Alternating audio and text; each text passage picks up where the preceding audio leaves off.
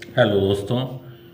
आज का टॉपिक है सेल डिवीज़न। जैसे कि आपने शेल पढ़ा है तो उसी तरह शेल में डिवीज़न होता है, ठीक है। तो सबसे पहले सेल डिवीज़न का खोज फ्रेंच साइंटिस्ट विर्चॉव ने 1855 में किया।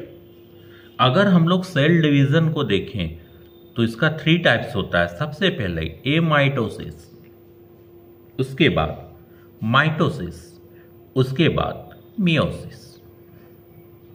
ये माइटोसिस मतलब सेल डिवीजन के पहले वाली क्रिया।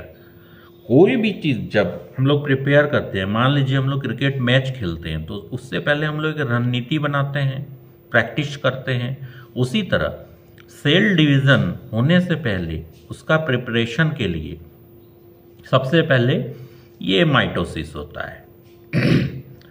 अब है एमाइटोसिस। क्या होता है? तो अविकसित कोशिका, जो कोशिका विकसित नहीं होती है, जैसे जीवाणु में, नील हरित शैवाल में, ईस्ट में, अमीबा और प्रोटोजोआ में। तो एक कोशिका से 2 संतति कोशिका बनती है, ठीक है। लेकिन इसमें क्रोमोसोम नहीं बनता है, तंतु नहीं बनते हैं, ठीक है। इसके बाद हम लोग चलते हैं माइटोसिस में। तो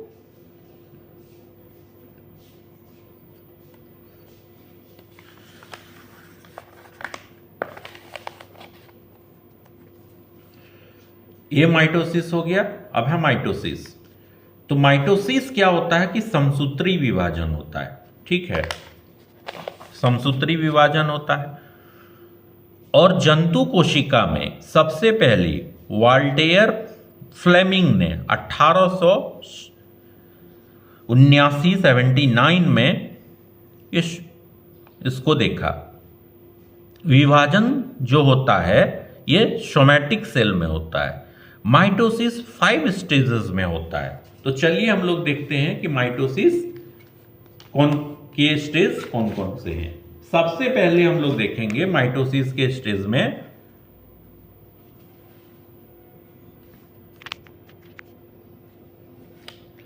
इंटरफेज, उसके बाद है प्रोफेज, उसके बाद है मेटाफेज, फिर है एनाफेज, फिर है टेलोफेज।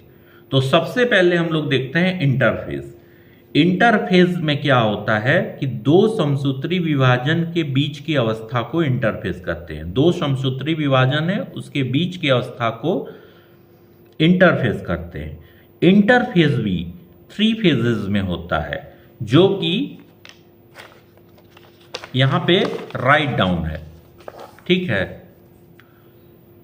तो सबसे पहले हम लोग देखेंगे G1, G2 और S फेज। G1 फेज में सक्रिय आरएनए प्रोटीन का, जो एक्टिव आरएनए प्रोटीन है, उसका संश्लेषण होता है, ठीक है।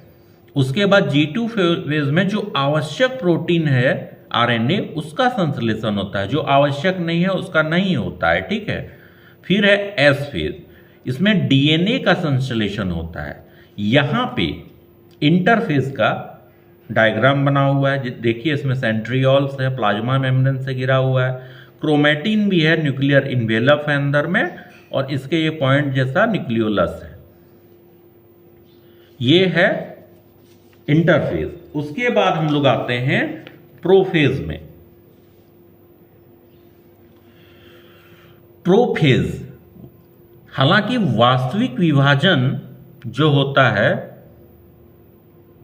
ये इसी से शुरू होता है। अगर रियल विभाजन पूछा जाएगा क्वेश्चन में तो इसमें होगा, प्रोफेज में होता है।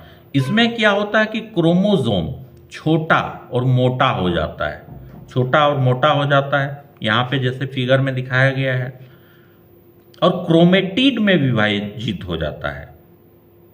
और ये सेंट्रोमेयर यहां पे है बीच में, ये देखिए क्रोमेटिड्स डबल में विभाजित हो गया है और बीच में सेंट्रोमेयर से जुड़ा हुआ है, ठीक है। केंद्रक झिल्ली, मतलब ये देखिए न्यूक्लियर इन्वेलप, ये टूटने लगता है और केंद्रिका का लोप होने लगता है, ठीक है। जो सेंटर है उसका लोप होने लगता है। तो ये था प्रोफेज तक। इसके बाद अगला पार्ट हम लोग कंटिन्यू करेंगे। थैंक्स।